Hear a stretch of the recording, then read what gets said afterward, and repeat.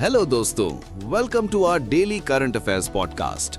आज डेट है अप्रैल 24, 2026। मैं हूं जिया और मेरे साथ हैं विराट और हम दोनों हैं स्कोर क्लेवर से आपके current affairs experts. Hello everyone. दोस्तों, आज भी हम जो करंट अफेयर्स डिस्कस करने वाले हैं वो स्कोर क्लेवर की daily banking premium current affairs PDF से लिए गए हैं। ये पीडीएफ एकदम कंसाइज है, मतलब सिर्फ वो ही इन्फॉर्मेशन मिलेगी जो आपके एग्जाम्स के लिए जरूरी है, कोई फालतू का कचरा नहीं। बिल्कुल। और आपको बता दूं कि रीसेंट बैंक एग्जाम्स में स्कोर क्लेवर ने टोटल क्वेश्चंस में से around 80% current affairs questions cover किए हैं। और मजे की बात यह है कि स्कोर क्लेवर ने ऐसे बहुत सारे क्वेश्चंस कवर किए हैं जो दूसरे टॉप सोर्सेज ने मिस कर दिए थे। सही कहा।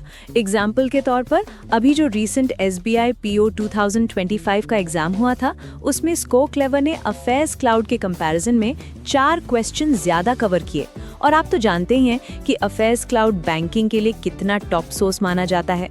एग्जैक्टली। हमारे full time current affairs experts daily newspapers को बहुत डीपली एनालाइज करते हैं और कंटेंट को इतना कंसाइज बनाते हैं कि ये बाकी सोर्सेज से टिपिकली 5 टाइम्स लेस बल्कि होता है, फिर भी परफॉर्मेंस एकदम टॉप क्लास। ये पीडीएफ आपको स्कोर क्लेवर के टेलीग्राम चैनल पर मिल जाएगी। चैनल ज्वाइन करने का लिंक डिस्क्रिप्शन में दिया हुआ है।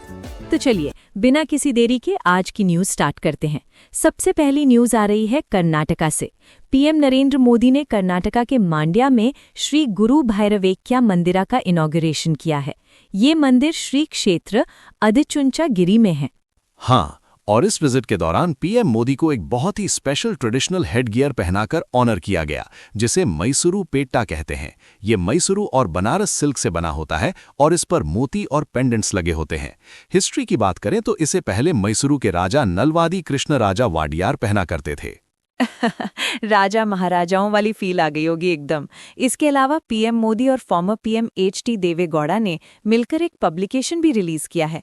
इसका नाम है सौंदर्य लहरी एंड शिवा महिमना स्तोत्रम और ये रिलीज हुआ है मांड्या में, जिसे शुगर सिटी के नाम से भी जाना जाता है। बिल्कुल। और इसी इवेंट में पीएम मोदी ने एक 9 point citizen driven development agenda भी हाईलाइट किया। इसका मेन गोल है विकसित कर्नाटका और विकसित भारत के विजन को अचीव करना। बहुत बढ़िया। चलिए अब बढ़ते हैं डिफेंस और सिक्योरिटी की तरफ। मिनिस्ट्री ऑफ होम अफेयर्स को एक नया टॉय मिला है, मेरा मतलब है एक नया सिस्टम मिला है जिसका नाम है प्रज्ञा। हाँ, प्रज्ञा एक indigenously developed satellite imaging system है। इंडिजिनस मतलब पूरी तरह से इंडिया में ही बना हुआ। इसका काम है सिक्योरिटी एजेंसीज को real time decision support provide करना। और पता है, ये एक AI एनेबल्ड प्लेटफॉर्म है। इसे DRDO की एक लेबोरेटरी ने डेवलप किया है जिसका नाम है centre for AI and robotics, short में CAIR। ये सिस्टम एडवांस्ड इमेजिंग का यूज करके हमारी सिक्योरिटी फोर्सेस की टेक्निकल और ऑपरेशनल कैपेबिलिटीज को बहुत बढ़ा देगा। सिक्योरिटी फोर्सेस के लिए AI का यूज सच में गेम चेंजर है। चलो अब थोड़ी इकोनॉमी की बात करते हैं। यूनियन मिनिस्टर मनोहर लाल खट्टर ने न्यू दिल्ली में अर्बन चैलेंज फंड यानी UCF और क्रेडिट रीपेमेंट गारंटी सब स्कीम यानी CRGSS के लिए ऑपरेशनल गाइडलाइंस लॉन्च की हैं। अरे बाप रे, इतने भारी भरकम नाम, थोड़ा आसान भाषा में समझाओ यार। अरे बहुत सिंपल है। सरकार शहरों के डेवलपमेंट के लिए पैसा लगा रही है। ये UCF स्कीम फाइनेंशियल ईयर 2026 से फाइनेंशियल ईयर 2031 तक चलेगी और इसे 2034 तक एक्सटेंड भी किया जा सकता है। सेंट्रल गवर्नमेंट ने इस फंड के लिए 1 लाख करोड़ रुपए का सेंट्रल असिस्टेंस एलोकेट किया है। अच्छा, मतलब सरकार 1 लाख करोड़ देगी, पर टोटल इन्वेस्टमेंट का टारगेट तो 4 लाख करोड़ रुपए का है ना? बिल्कुल। सरकार कह रही है कि हम टोटल प्रोजेक्ट कॉस्ट का मैक्सिमम 25% ही देंगे, बाकी का कम से कम 50% पैसा मार्केट बेस्ड सोर्सेज से लाना होगा, जैसे कि म्यूनिसिपल बॉन्ड्स, बैंक लोन्स या PPP। म्यूनिसिपल बॉन्ड्स का मतलब होता है जब शहर की म्यूनिसिपैलिटी आम पब्लिक या इन्वेस्टर्स से डेवलपमेंट के लिए पैसा उधार लेती है। समझ गया। और ये जो टोटल आउटले है, इसमें से 90,000 करोड़ रुपए प्रोजेक्ट फंडिंग के लिए हैं और 5,000 करोड़ रुपए कैपेसिटी बिल्डिंग के लिए। हाँ, और जो बाकी के 5,000 करोड़ रुपए हैं वो CRGSS स्कीम के लिए हैं। ये स्कीम छोटे शहरों को लोन लेने में मदद करेगी। अगर छोटा शहर लोन नहीं चुका पाया तो ये स्कीम एक तरह से गारंटी देगी कि पैसा डूबने नहीं देंगे। इसी को क्रेडिट गारंटी कहते हैं। वाह, छोटे शहरों के लिए मस्त बैकअप प्लान है। चलिए अब चलते हैं इजिप्ट। इंडिया और इजिप्ट के बीच जॉइंट डिफेंस कमेटी की 11th मीटिंग हुई है, वो भी कायरो में। हाँ, और इसका मेन मोटिव दोनों देशों के बीच डिफेंस कोऑपरेशन को और मजबूत करना है। इंडियन डेलीगेशन को लीड किया था अमिताभ प्रसाद ने, जो कि जॉइंट सेक्रेटरी हैं इंटरनेशनल कोऑपरेशन के। इस मीटिंग में दोनों देशों ने पुरानी प्रोग्रेस को रिव्यू किया और फ्यूचर के लिए एक रोड मैप बनाया। सबसे इम्पोर्टेंट बात, इन्होंने पीरियड 2026-2027 के लिए एक बायलैटरल डिफेंस कोऑपरेशन प्लान भी फाइनलाइज कर लिया है। सही है। अब एक और एग्रीमेंट की न्यूज़ है। Ministry of micro, small and medium enterprises ने एक MOU साइन किया है NICDC logistics data services limited के साथ। इसे शॉर्ट में NLDSL कहते हैं। इसका पर्पस क्या है? इसका मेन पर्पस MSME सेक्टर में लॉजिस्टिक्स एफिशिएंसी को बढ़ाना और डेटा ड्रिवन पॉलिसी मेकिंग को आसान बनाना है। लॉजिस्टिक्स मतलब सामान को एक जगह से दूसरी जगह ले जाने का पूरा प्रोसेस, और डेटा ड्रिवन मतलब हवा में तीर ना चलाकर असली डेटा के बेसिस पर पॉलिसीज बनाना। एकदम परफेक्ट। और ये NLDSL है क्या? ये national industrial corridor development corporation की डिजिटल और डेटा डिवीजन है। दोस्तों, आगे बढ़ने से पहले मैं आप सबको एक बहुत ही जबरदस्त चीज के बारे में बताना चाहती हूँ। बिल्कुल, अगर आप करंट अफेयर्स और जीके याद करते करते थक गए हैं और बार बार भूल जाते हैं, तो गूगल प्ले स्टोर से स्को क्लेवर ऐप तुरंत डाउनलोड कर लीजिए। हाँ, इस ऐप में एक बहुत ही यूनिक और न्यू लर्निंग टेक्निक यूज की गई है। आप जो एक बार पढ़ेंगे वो कभी नहीं भूलेंगे। ये ऐप अपने आप प्रिडिक्ट कर लेता है कि आप कोई पढ़ी हुई इन्फॉर्मेशन कब भूलने वाले हैं, और ठीक उसी टाइम पर आपसे वो रिवाइज करवा लेता है। मतलब आपको खुद से टेंशन लेने की जरूरत ही नहीं है कि एग्जाम से पहले क्या रिवाइज करूं और क्या नहीं। ऐप सब खुद मैनेज करेगा। है ना कमाल की बात? और हाँ दोस्तों, हमें कमेंट करके जरूर बताइएगा कि आपको हमारा ये नया पॉडकास्ट इनिशिएटिव कैसा लग रहा है।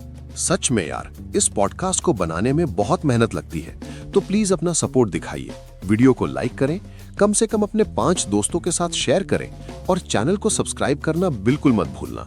चलिए वापस न्यूज पर आते हैं। अब एक रिपोर्ट की बात करते हैं।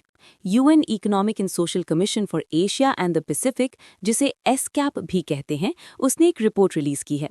रिपोर्ट का नाम थोड़ा लंबा है, economic and social survey of Asia and the Pacific 2026, socio economic prosperity amid the transition to an environmentally sustainable economy. नाम लंबा है, पर काम की बात यह है कि इस रिपोर्ट के अकॉर्डिंग इंडिया की इकोनॉमी कैलेंडर ईयर 2026 में 6.4% की स्पीड से ग्रो करेगी, और कैलेंडर ईयर 2027 में 6.6% की स्पीड से। यहाँ कैलेंडर ईयर का मतलब है 1 जनवरी से 31 दिसंबर तक का टाइम। फाइनेंशियल ईयर अप्रैल से मार्च होता है, ये उससे अलग है। और इन्फ्लेशन यानी महंगाई दर की बात करें तो इंडिया का इन्फ्लेशन CY 26 में 4.4% और CY 27 में 4.3% रहने की उम्मीद है। इसके अलावा रिपोर्ट में बताया गया है कि साउथ और साउथ वेस्ट एशिया रीजन का ग्रोथ रेट CY 25 में 5.4% एस्टिमेट किया गया है, जो कि CY 24 के 5.2% से थोड़ा ज़्यादा है। और सबसे प्राउड वाली बात, कैलेंडर ईयर 2026 के पहले 3 क्वार्टर्स में इंडिया ने सबसे ज्यादा greenfield foreign direct investment attract किया है। टोटल $50 बिलियन का FDI आया है। Wow, $50 billion.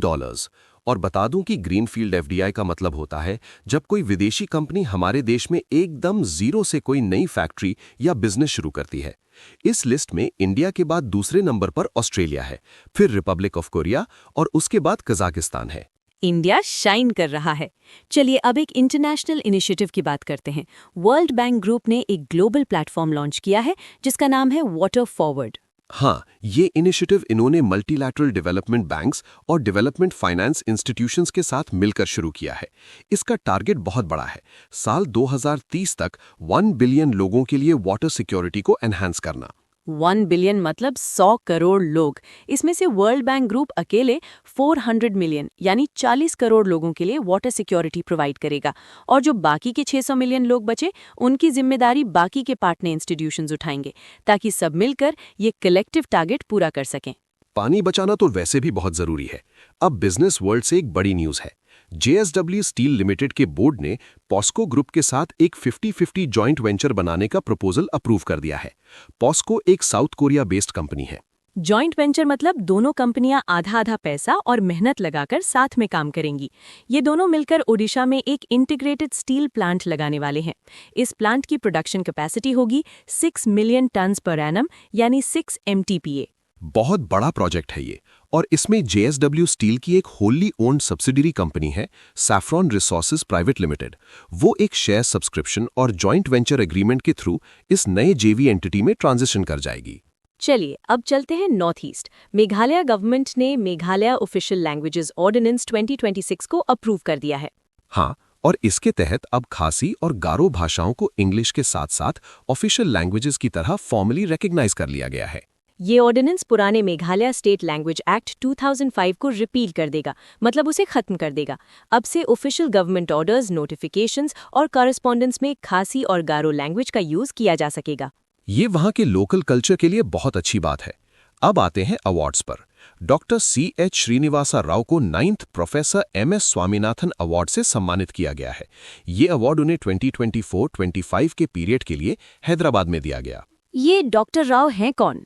ये डायरेक्टर और वाइस चांसलर हैं Indian council of agriculture and research Indian agricultural institute के, जिसे शॉर्ट में ICAR-IAI कहते हैं। इस अवार्ड में उन्हें एक गोल्ड मेडल और 2 लाख रुपए का कैश प्राइज मिला है। एग्रीकल्चर सेक्टर में MS स्वामीनाथन अवार्ड बहुत बड़ी अचीवमेंट मानी जाती है। अब स्पोर्ट्स की न्यूज देखते हैं। चेस में इंडिया को अपना 95th ग्रैंड मास्टर मिल गया है। वाह, कौन है वो? इनका नाम है आरोन्यक घोष और ये कोलकाता से हैं। इन्होंने अपना 3rd और फाइनल GM नॉर्म थाईलैंड के बैंकॉक में हुए 23rd Bangkok chess club open 2026 में सिक्योर किया। GM नॉर्म आप ऐसे समझ लीजिए जैसे चेस में सबसे बड़ा टाइटल पाने के लिए कुछ टफ क्वालिफाइंग लेवल्स पार करने होते हैं। सुपर्ब। और शूटिंग में भी इंडिया ने झंडे गाड़े हैं। इंटरनेशनल शूटिंग स्पोर्ट फेडरेशन यानी ISSF वर्ल्ड कप 2026 में इंडिया ने एक गोल्ड मेडल जीता है। ये वर्ल्ड कप राइफल और पिस्टल दोनों के लिए था और स्पेन के ग्रेनाडा शहर में हुआ था। बिल्कुल, मुकेश नीलावली और पलक गुलिया की जोड़ी ने mix team 10 metre air pistol event में ये गोल्ड मेडल अपने नाम किया। अगर ओवरऑल मेडल टैली की बात करें तो चाइना ने टॉप किया है टोटल 13 मेडल्स के साथ। उनके पास 8 गोल्ड, 3 सिल्वर और 2 ब्रॉन्ज है। दूसरे नंबर पर जर्मनी रहा 2 मेडल्स के साथ, जिसमें 1 गोल्ड और 1 सिल्वर है। इंडिया ने इस टूर्नामेंट में सिर्फ एक ही मेडल जीता और वो था ये गोल्ड मेडल। यहाँ ISSF के बारे में भी कुछ स्टैटिक फैक्ट्स जान लेते हैं। ISSF के प्रेसिडेंट हैं लुसियानो रॉसी। इसका हेडक्वार्टर्स म्यूनिक, जर्मनी में है और ये साल 1907 में एस्टैब्लिश हुआ था। परफेक्ट। और आखिर में एक सैड न्यूज है। बलबीर पुंज जी का 76 साल की उम्र में निधन हो गया है। हाँ, वो एक वेटरन जर्नलिस्ट थे और भारतीय जनता पार्टी के फॉर्मर मेंबर ऑफ पार्लियामेंट भी रह चुके थे। इन्होंने राज्यसभा में 2 टर्म सर्व किए थे। 2000 से 2006 तक वो यूपी को रिप्रेजेंट करते थे और 2008 से 2014 तक ओडिशा को। और उनके जर्नलिज्म की फील्ड में कंट्रीब्यूशन के लिए उन्हें 2022 में लाइफ टाइम देवर्षि नारद सम्मान से भी नवाजा गया था। भगवान उनकी आत्मा को शांति दे। तो दोस्तों, ये थी आज की सारी इंपॉर्टेंट न्यूज। जाने से पहले एक और धमाका न्यूज। अगर आप अपनी करंट अफेयर्स की तैयारी को एकदम नेक्स्ट लेवल पर ले जाना चाहते हैं तो टेलीग्राम पर हमारा करंट अफेयर्स लीग चैनल जरूर ज्वाइन करें। बिल्कुल, ये समझ लीजिए कि ये करंट अफेयर्स का IPL है। यहाँ डेली रात 8 बजे उसी दिन के करंट अफेयर्स पर एक क्विज होता है। हर महीने एक नई लीग स्टार्ट होती है और महीने के एंड तक आपके स्कोर्स काउंट किए जाते हैं। और जो विनर्स होते हैं ना, उनको बहुत ही एक्साइटिंग रिवॉर्ड्स मिलते हैं। तो डेली पढ़िए और रात 8 बजे आकर अपना नॉलेज टेस्ट कीजिए। चैनल ज्वाइन करने का लिंक आपको डिस्क्रिप्शन में मिल जाएगा। तो आज के लिए बस इतना ही। अपना ध्यान रखिए, अच्छे से पढ़ाई कीजिए और हम मिलेंगे आपसे कल एक नए पॉडकास्ट के साथ। तब तक के लिए keep smiling and keep learning. Bye bye.